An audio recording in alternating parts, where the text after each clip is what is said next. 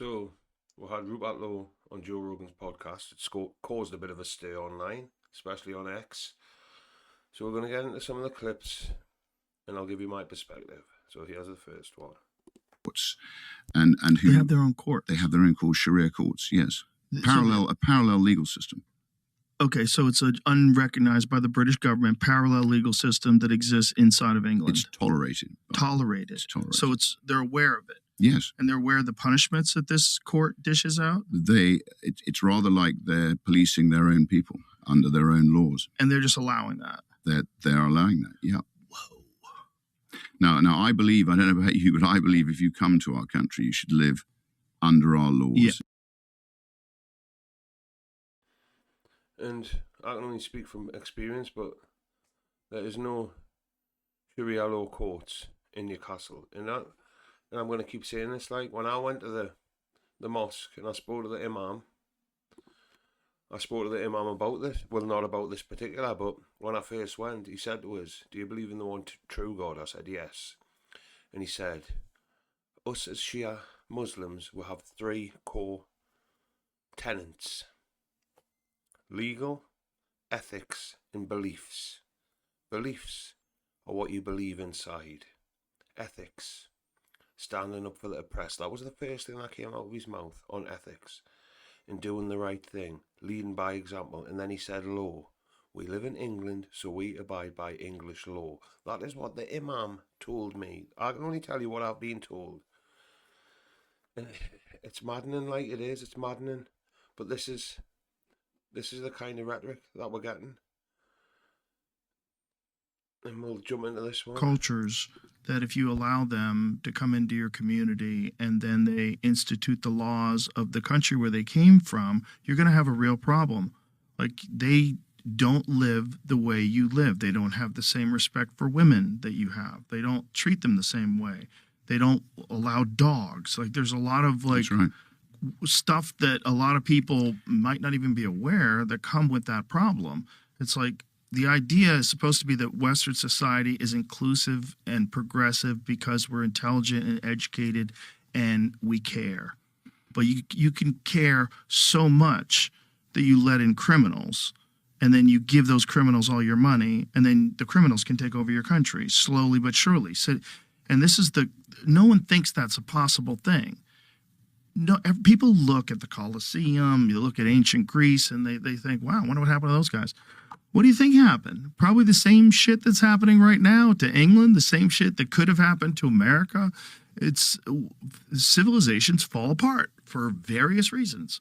And one great way to get them to fall apart is to bring in a bunch of people, and they don't have to follow your laws, and they bring the laws of, wherever they're from, whatever fundamentalist religion country they're from, where they have a bunch of crazy laws that are kind of archaic.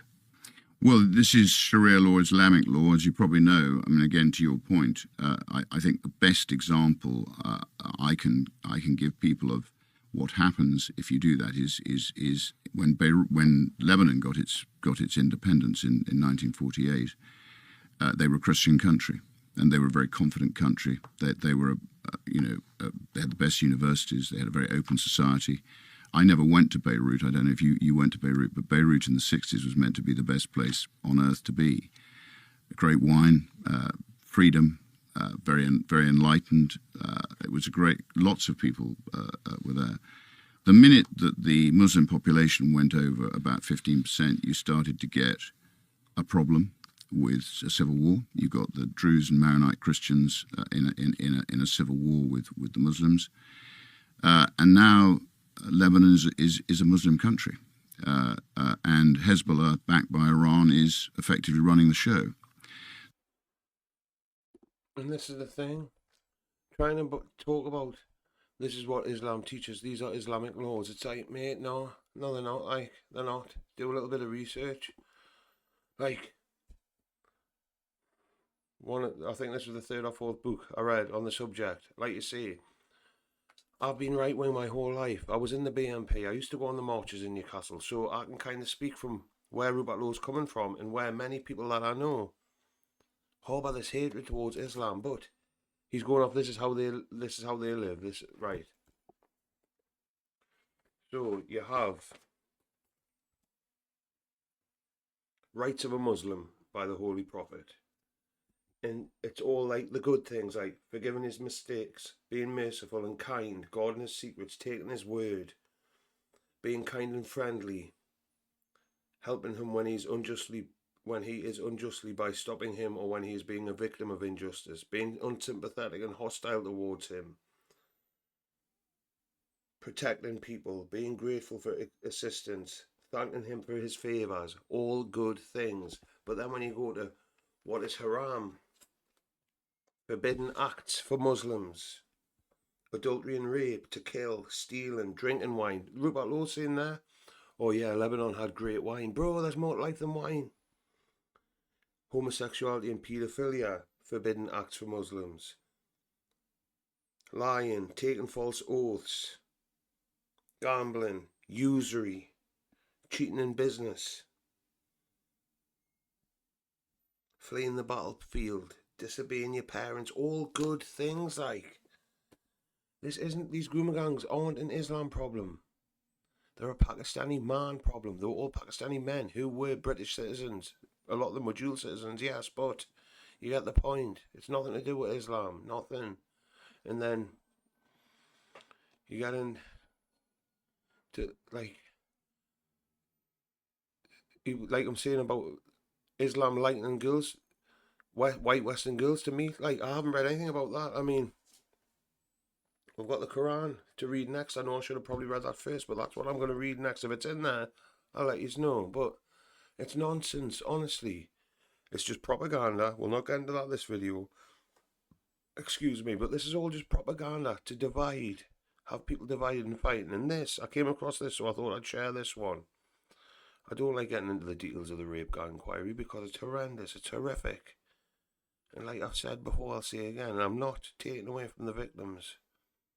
All the beasts, as we call them, rapists, paedophiles, up here in Northumberland, Newcastle, are all old white men. Look in the Chronicle. I'd love to hear your reaction to is this whole concept of grooming gangs. I've never even heard of a grooming gang. I don't even know what a grooming gang is, but I don't want to say you don't want to know either. You don't want to know either. Yeah. Not good. Good. But obviously grooming in general is when an older man takes a younger girl and grooms her, teaches her his ways or whatever, and then there's also sexual abuse. And they're calling them grooming gangs, which means this is happening at a mass scale, and then they're also blaming Muslims for this. Is this actually true? Is this a uniquely Muslim problem? Is this actually happening? What's going on? Yeah, well, you see, I want to give a different angle from this that you normally hear at all in the media. The unfortunate truth is that groomers usually of Pakistani and Muslim heritage, because this has been the issue, that the far right is so focused on, the uncomfortable truth is that they were fully integrated Brits. They drank alcohol, they did drugs, they partied, they slept around, yeah? They were not following Islam. Sorry for interrupting, and this is my point exactly. I've been going to the mosque, the Shia mosque in Newcastle, in the West End, to learn, and all the people I've met have been lovely, nice, very welcoming, kind, considerate, compassionate. It's like you say, it's absolute nonsense. It is, and this whole thing about Iran being the axis of evil, it couldn't be further from the truth. Even conservative Pakistani culture, they were integrated into British culture. And this is, I want to frame it differently. There is nothing Islamic about drinking alcohol, taking drugs, and abusing, your neighbor's daughter or whatever. This is a serious, extremely serious crime in Sharia. So the idea that these are Muslim grooming gangs is a complete misnomer. They're British grooming gangs. That's the uncomfortable truth. And another uncomfortable truth is about a third of cases where ethnicity was recorded for these grooming networks, Pakistani and Kashmiri men are the most significantly overrepresented ethnic minority group compared to the population at large. Yeah? Because Pakistanis make up the biggest percentage of Muslims in the UK, about 38%. Now, some people are trying to tie this to Islam. But what's equally interesting is that other major non-white UK Muslim populations, such as Bangladeshis, Arabs, West Asians, and Indians, are statistically underrepresented in these grooming gang networks. Yeah? What does this tell us? Well, it tells us it's not a religious issue. It's not a religious pattern. It's a cultural, it's an ethnic pattern. Yeah? So when the... Sorry for interrupting again, but it's like all the coke dealers in the UK, the Albanians, do say we have, I think they're 51%, last time I checked, Sunni Islam. Do we say we have a Muslim drug problem or a Christian drug problem? If you're a scumbag, you're a scumbag.